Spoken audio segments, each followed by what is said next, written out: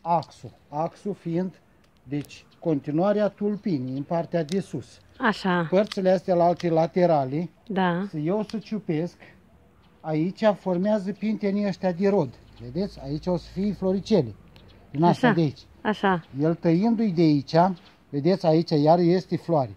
Floare rămurelele fac nuielușele, astea se numesc nuieluși, și floare fac exact aici pe capăt.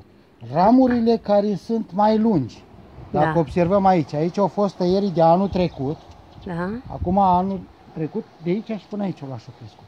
Așa. Asta o luăm și o tăiem, deci o treime din lungimea ei, un sfert, cum ar veni. Am înțeles. Din ce cauză? Noi am luat-o și am tăiat-o aici, e forțează, că aici e oprită seva. Am înțeles. E oprită seva. De aici, oricum, din mugurașul ăsta o să ieși și o să pornească altă rămurică. Dar pe partea asta, la altă de aici în jos, o să formeze mugurașul ăștia de rod. Pinteni ăștia. Pinteni. Pintenații, da. Deci, pinteni. Pe pintenii ăștia, anul ăsta, dacă ei sunt sănătoși și merg bine, o să formeze vatra de rod. Vatra de rod fiind, cum vedem noi un pic la ăia care sunt mai bătrâni, porțiunile alea mai scurte, așa cu mugurași mai pronunțați, așa. Da, da.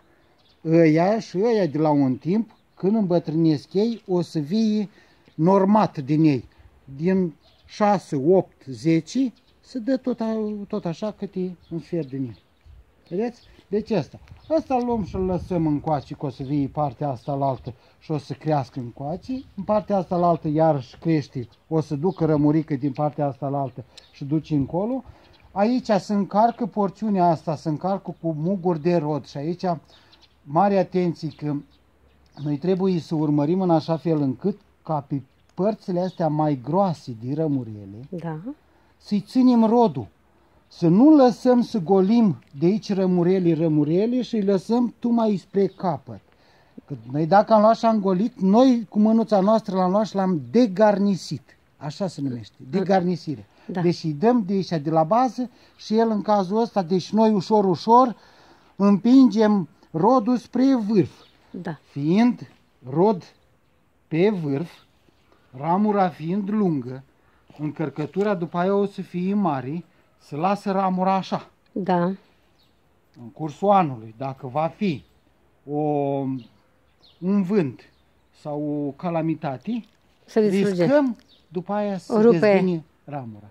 Și posibil după aia să se întâmple. Să dezbină ramura asta de aici, după aia să dezechilibrează coroana la pom. Sunt mai mulți factori pe care ea și sunt efecte negative severe.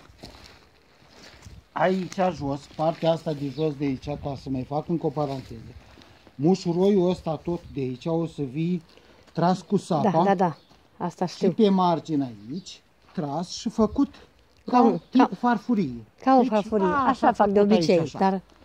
Dacă în cursul anului, în lunile mai, iunie, iulie, o să fie secetă, pe porțiunea asta unde e ca tip farfurie, puteți pune pai deasupra și pus câte o găleată de apă pe săptămână. Cu ce ajută paiile? Razele de la soare nu usucă dintr-o dată, deodată să iei să usuci pământul. Am efectuat și mulcirea, adică am pus iarbă din jur împrejurul lor. E foarte bine. Am făcut lucrul ăsta de vreo 3 ori. Cum e aici? Să evită să leși fânul ăsta, iarna. Din ce cauză? Că aici fiind fân, adunat totul, la fân, la gunoi păios, aici se adună rozătoarele șoarece. Și dacă l-o luat și l-o rosturat împrejur, eu rost coaja, că ei n-au ce să mănânce iarna. Ei asta fac. Rod coaja, nu e bine. După aia el se usucă. L-a distrus, se usucă, pur și simplu. Nu sunt roși mulți, am câțiva acolo, în capăt roși. Nu știu cine ne-a rost, probabil niște harnici iepurași. Da, bine, iepurii dacă se bagă... Nu prea des, pentru că sunt câini aici. asta este făinare, porțiunea asta de aici, unde vedeți, albă este făinare, asta obligatoriu se înlătură. Da, e bolnavi. Da, e boală. Asta, deci, îi oprește din vegetație. Îi Da. oprește din vegetație și după aia, ei ce fac? Încârcește frunza, să ia să strânge exact Da, același știu asta, lucru bolile. ca la afide, ca la păduchii aia negri sau Da. verzi. Sunt 3-4 generații care apar în cursul anului. În cursul anului. Și asta e bolnavă. Da. Și asta de aici? Lungă? Nu, asta e, vedeți, Nu, e bună. deja este bună. Numai că aici, nu am eu o lupă. Aici este rezervă de ouă de acarieni. Vedeți? Ia uitați. Da, înțeleg. Vedeți? De asta el se ia să face tratamentul ăsta cu ulei. Da, acum e Deci prea ăsta târziu, am este înțeles. insectofungicid. Nu. Nu? Nu-i Deci târziu? tratamentul cu ulei. Deci se face până din muguraș de aici, când pornește, când crapă, frunzulița să nu depășească urechiușul de șoarec. Am înțeles, da. Deci Un dacă centimetru. depășește urechiușul de șoarec... Un și-i centimetru. Da, și dată asta, nici un centimetru mai când ar trebui. Da, o Deci, jumătate. de Jumătate, centimetru, aproximativ așa. jumătate de centimetru. Ce se întâmplă? 5 Se întâmplă 5 în felul următor. Ăsta Confidor Oil, ăsta e insectofungicid. Și insecticid și fungicid are în el. Da. Dar ei pun în compoziție ulei de in. Uleiul de in se prinde, se face, deci când îl luați și îl dați, deci se pune așa ca o peliculă, așa o să observați pe el. Da. O să observați pe el. Se depune, da. El, uleiul ăla, închide toți porii Închide porii. la ouă de păduchile de San Jose, de acarieni, ouă de diferiți Paraziți. dăunători, Da. care pot ierna în... Deci ei depun ouăle, stau pe iarnă, cum de căldura, ei exact ca cum ar fi Da. ouăle în incubator. La temperatura de afară, eclozează și Da, ies larvele. e foarte importantă Da. această În cursul anului. expunere pentru că învățăm. Da, în cursul anului, când se fac tratamentele, trebuie ținut cont și avut foarte mare grijă ca pe pom să dăm ca un strat, așa, să fie ca o rouă pe frunze. Ca o Exact rouă. ca o rouă să fie pe frunze. Asta înseamnă Pentru cu pompa. Cu pompa, da. De asta Cu ele pompa. sunt făcute ca să și pulverizeze fin. El, dacă stăm și ne uităm pe frunze, la microscop, o să vede așa ca un fel de perișori. Am El înțeles. își ține substanța pe ei, o absorbe. Da. Vara, fiind frunză, dacă insistăm prea tare pe pom și îl udăm ca să curgă, se formează picuri mari pe frunză. Da. Una e că se spală și o parte din substanță. 2. Se formează picuri mari pe frunze cu razele de la soare Și blochează. și se face efectul de lupă și formează suber pe frunze de desubt sub picuri. Și după aia ne întrebăm de ce am făcut arsură. Am înțeles. Nu este bine nici foarte mult. Da. Nici foarte Eu dat mult, așa da. ca o rouă să fie. Noi Da. pe partea asta la altă trebuie să-i urmărim și aici când îi luăm și-i facem, ne gândim acum să-i facem și tulpina. Da. Tulpina, să spunem, un 70-80 trebuie lăsat. Și de aici o să fie formată coroana, ușor. Și ăsta este afectat de făinarea aceea. Are rămâre. Da. Vedeți un lucru aici pe care s-a întâmplat la dumneavoastră? Picățelele astea de aici. Da, da. vedeți? Este Aici afectată este coaja. Da, este o insectă care în general trăiește în lucernă, trifoi, Da, la loc băhnos. așa. Se numește cicade, așa se numește insecta. În cursul anului înțapă coaja la pom și se hrănește și cu sevă din pom. Rămân rănile astea unde îmbătrânește pomul, îl ține pe loc. Da. De asta el se spune, deci nu se plantează interzis plantatul pomilor Primăvara. în locuri unde sunt înțelenite.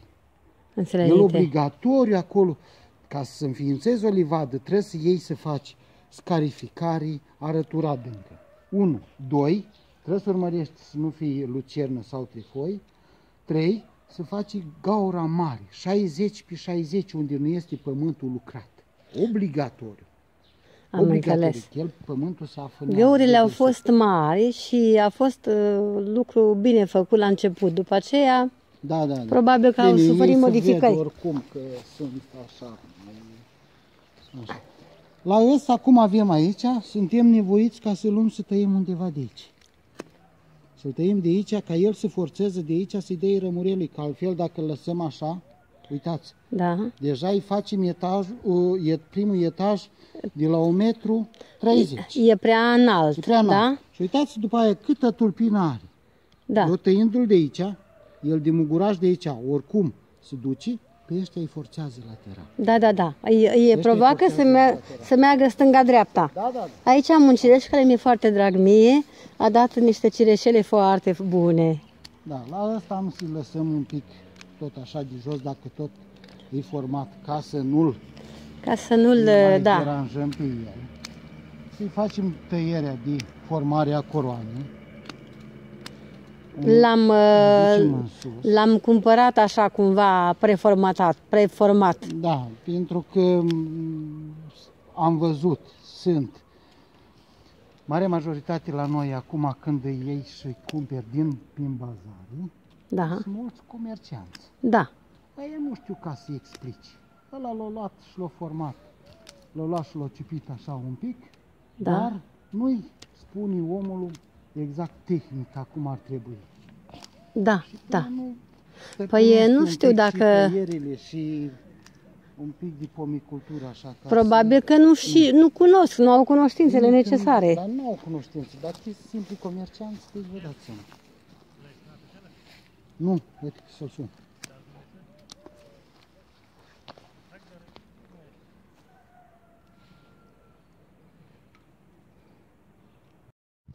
Puteți să luați să dați un pic cu vopsea sau cu grunt. Vopsea sau grunt? Dar vopsea de care? Nu contează. Pe bază de ulei, pe bază de apă nu contează. Da, vopsea obișnuită de asta. Vopsea obișnuită. Da, și unde sunt roșii? Cu ce să dau? Unii sunt roși? Da, acolo undeva am roșii. Acolo făcut un post așa din lut. Lut? Cu mere de albine, poate? Nu. Un lut de laș de făcut cu un pic de bălegar de grajd. Da. Un putred, făcut așa un pic. Da. Un mucilagiu. Un mucilagiu. Sau un mocirl așa un pic. Da. Și luați și dat pe el. Așa, acolo și las așa? Nu pun ceva? Nu bandajez? Nu fac nimic? Las uns așa acolo. Sunt și în rest încolo. Absolut nimic. Vișini n-au rodit absolut deloc. Nici o vișină n-am avut. Nimic. Și-s mulți și de 4 ani nu rodesc. Nu știu ce fac. Că nu-mi dau seama de ce nu rodesc. E posibil, cum am luat și unii am luat și ne-am mai dus, e posibil și în perioada când înfloresc, dacă vine o brumă sau îngheață cumva, îngheață stigmatul și după aia... Și prunii au rodit foarte puțin, dar niște prune extraordinar de bune așa, de gustoase. Unii pruni, să știți că rodesc, dar cam prin anul 5, 6, 7 sunt, depinde acum pe ce port altoi sunt altoiți. Am înțeles. Înseamnă că am de așteptat eu. Depinde acum. În general am auzit de la moldoveni care mai aduc și ăștia sunt mai cu cântec. Am înțeles. Nu, astea sunt... Facem tot exteriorul, să ducem pomul, să facem... Coroană rotundă, mare. Ei când cresc un pic mai mari, deci el la cireș o să aibă 3 sau 4, să iasă de terminala din nou. Da, cu timpul învăț, Uite, v-am și... Roși? Am care sunt pur și simplu, trebuie să-i scoatem dacă îi vedeți că sunt uscați complet, îi scoatem, îmi spuneți că nu-mi dau seama care. Nu, dar ăla nu mai pornește. Deci nu, sunt pregătită să-mi cumpăr alții. Dacă ziceți că la toamnă... Eu v-am luat și v-am zis la toamnă. La toamnă, bun. Pomii, îi încep să-i scot la vânzare, cam în general pipii.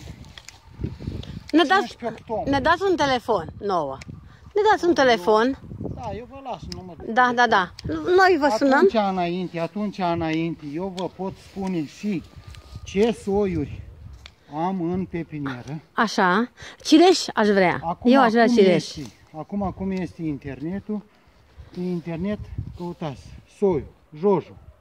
Am înțeles. Ce anume dorim. Caracteristici, vă dă absolut totul. Da. Sunt detalii acolo.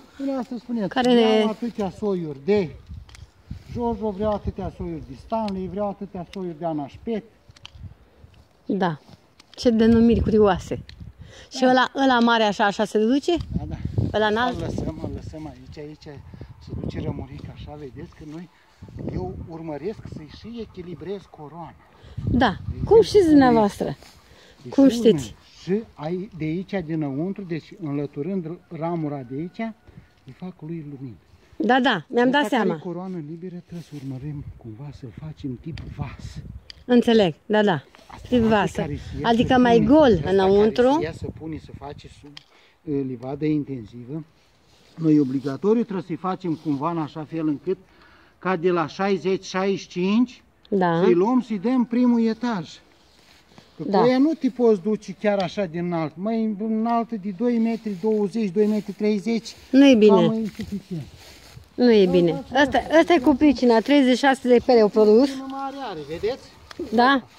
Ce tâlpină mare are. Da, prea înaltă. Acum, ca să-i fac prea mare. Așa, deci eu am să-i fac aici așa, pe partea asta, să-i opresc seva aici, din coace și un pic mai jos. Aici. Așa se oprește seva? Eu încerc acum, deci să-i fac tăindu-l aici, cu speranța că poate forțează de aici și ies o rămurică din partea asta. Am înțeles. Să-i dați coroana mai jos. Da, așa l-am luat. Eu am zis că e vânjos, că e mare, că e așa, că e pe dincolo. Asta se întâmplă, vedeți? Eu voiam mare. Din pepinieri. Deci din pepinieri, deci absolut la toate soiurile, asta e valabil. Care e mai mare? Soiurile. De la un timp, el dacă s-o lua și s-a dezvoltat, e și normal ca el să arunce lăsarea anticipată și altul îi aruncă, să spunem, exact de unii trebuie, altul îi dă mult prea sus. Da, uite. Altul îi dă mult prea sus. Asta e toată treaba la ei. Înseamnă că alegerea este foarte importantă. Da. Alegerea în sensul de alegere când îl cumperi. Da. Trebuie să te pricepi. Ca distanță de plantare este bine. Cum ați luat așa? 4 metri așa, 4 așa. Acolo e scos. Mai sunt pe aici smățșori. Auziți? Nu, scoateți tot ce găsiți care nu este, dacă sunt afectați, scoateți că mă duc în eroare, eu nu mă pricep. Dar ăla nu mai pornește, ăla vede. Dar n-are rost să-mi ocupe locul aici, spațiu degeaba. Deci cam atâta? Și aici, ăsta, lasă ia, da? Da. Mulțumesc tare mult.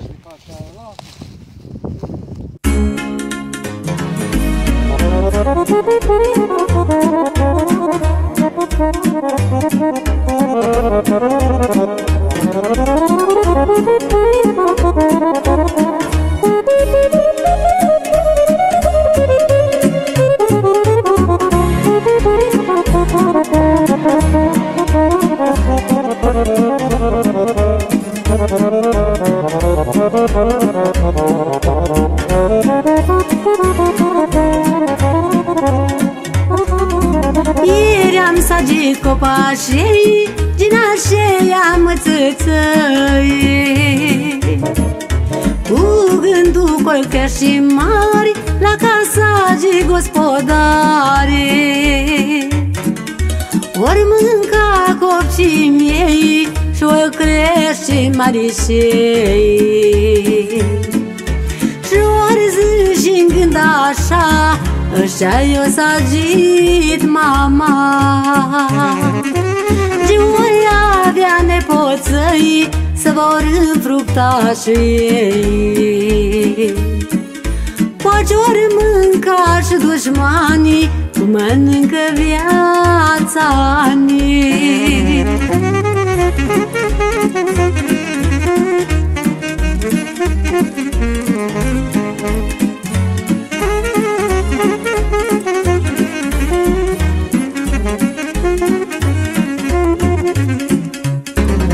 Nu pot spune cât ce-am tras, ca băieță să nu-i las, măi. Nici când să nu-i parasăs, și mamă să nu-i lipsesc, măi. De șarpe am fost mușcată, chiar la moarte am fost dată. Dar Dumnezeu m-a salvat, că în El m-am încredințat. Că orfanii nu-s iubiți, de lumiți disprețuiți. Da, tata orfanului este Domnul cerului.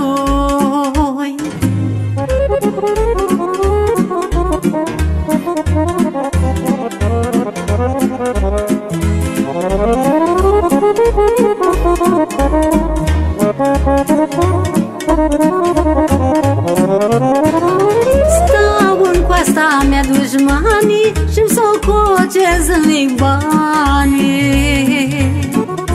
Cât ce fac și direct, și mănânc și cum petrec. Și cu și îs îmbracată, și de șine îs purtată. Cu inima-i să topești, ma dacă mă privești. Târgii ei n-au și grai, nici frumos și povesti. Și atunci ea graie de mine, crezând că le merge de mine.